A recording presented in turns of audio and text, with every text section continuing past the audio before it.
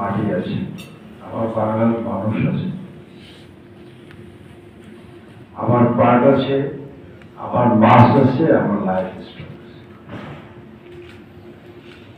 এটি যদি ডেভেলপ করতে পারি তাহলে এই দিন আমাদের থাকবে না। আমি মাঝে মাঝে ভাবি যে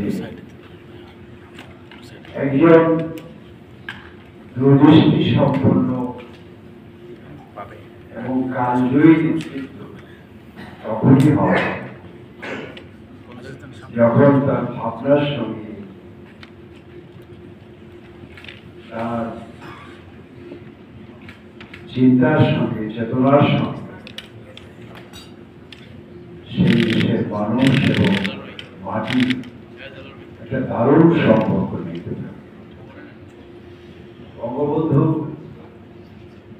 একটা দেশকে স্বাধীন করবেন, একটা জাতির জন্য তিনি স্বাধীন ভূখণ্ড বানাবেন এবং সেই জাতিটা সেই দেশ কি করে স্বাবলম্বী হবে, কি করে সেই দেশটি পৃথিবীর বুকে তার ইজ্জত দিয়ে তার সম্মান নিয়ে বাঁচতে পারবে, সেই ভাবনাটুকু কিন্তু তিনি পাশাপাশি করেছিলেন এবং তা করেছিলেন বলেই মাত্র ৩.৫ বছরের মাথায় এই বাংলাদেশটাকে এক অভূত এবং অভাবনীয়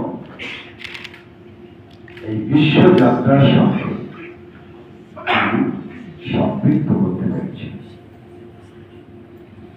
আজকে সেই বঙ্গবন্ধু জাতির জনক আমাদের মাঝে নেই,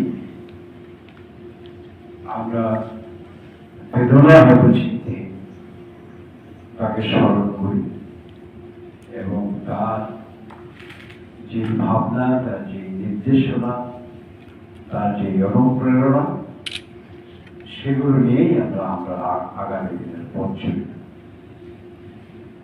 এই প্রসঙ্গে আমি খুবই সংক্ষিপ্তভাবে দু একটি কথা বলতে চাই। আপনারা এখানে যারা আছেন, আমাদের মন্ত্রণালয়ের বিজ্ঞজনেরা আছেন, এখানে আমাদের মন্ত্রণালয়ের বাইরেও ফরেন মিনিস্ট্রির প্রতিনিধি আছেন, ইপিআইবির প্রতিনিধি আছেন, তারপর আপনার সঙ্গে পরিচয় হল, বলে গেলাম